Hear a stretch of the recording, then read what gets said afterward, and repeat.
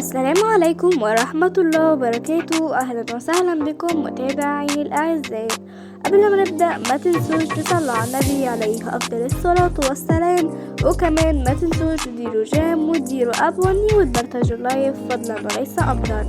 اليوم الخبر بتاعنا هو عن أبو جبل وزوجته سمارة يحيى. بعد رجوع أبو جبل من العمرة يتمنى التوفيق لزوجته سمارة يحيى في المسلسل الاختيار الذي سيذاع في قناة الشروق الجزائرية، واللي شايف المسلسل يقول لي رأيه في الكومنتات. وطبعا نتمنى التوفيق لسمارة يحيى وكمان التوفيق لأبو جبل في مسيرته في كرة القدم.